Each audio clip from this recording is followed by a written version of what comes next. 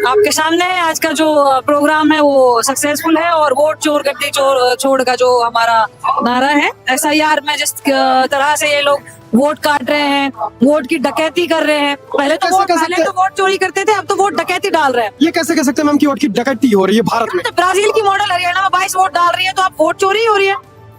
आपके सामने है, राहुल जी प्रेस के सामने प्रेस कॉन्फ्रेंस कर रहे हैं, इतने सारे दर्जनों गट्ठड़ डॉक्यूमेंट्स के ला के लोगों के सामने दिखा रहे हैं कि कैसे इन्होंने लोगों के वोट काटे हैं और जिस तरीके से BLOs के ऊपर ये अनैतिक तरीके से प्रभाव डालने का काम कर रहे हैं। बहुत कम समय में उनको इतना टारगेट दिया जा रहा है, जिसके कारण बस वो आत्महत्या कर रहे हैं। तो क्या हो रहा है? बिल्कुल, लेकिन आत्महत्या का रीजन ये भी हो सकता है कि काम वो नहीं करना चाहते, वो काम का प्रेशर। पहले भी SIR होता था, देश में पहली बार SIR नहीं हो रहा है, अब से पहले भी होते थे, लेकिन पहले कभी किसी ने आत्महत्या नहीं की, क्योंकि पहले ऐसे अनैतिक तरीके से वोट काटने का टारगेट नहीं था।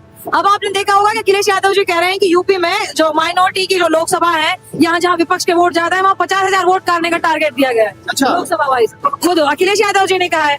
तो ये सारी चीजें जनता के सामने है, उनको जागरूक करने के लिए और इलेक्शन कमीशन के ऊपर अपना दबाव बनाने के लिए, दिखाने के लिए आज हम ये प्रोग्राम किया, जो कि लोगों के अंदर इतना उत्साह आपको दिखाई दे रहा है। बिल्कुल। और मैम एक सवाल मेरा आपसे और है, आप देख रहे हैं कि बिहार जैसा इतना अहम स्टेट जो कि धोखाधड़ी से बीजेपी ने जीता, उसके हार के बावजूद लोगों के अंदर इतना उत्साह है कि लेकिन मैम आप कैसे कह सकते हैं धोखाधड़ी हो रही है? आप देख तो रहे हैं किस तरीके से धोखा हो रहा है।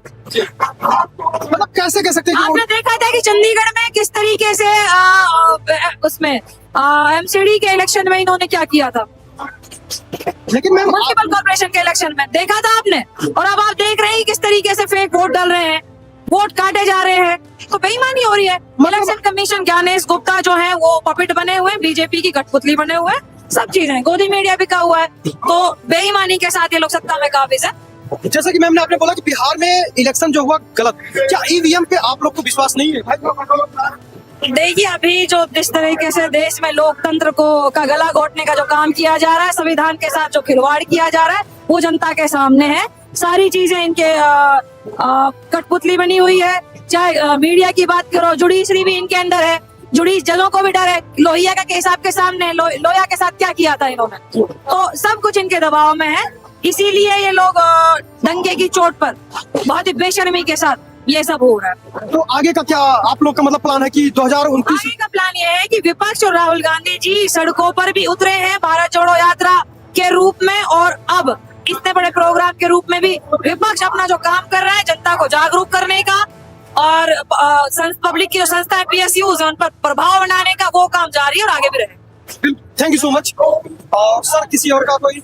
चलो, आप देख रहे हैं रिपोर्टर, मैं हूं Diwakar Pandey. Thank you so much. सभी लोगों ने अपना इंटरव्यू दिया और जैसा जो है अपना कमेंट जरूर। धन्यवाद।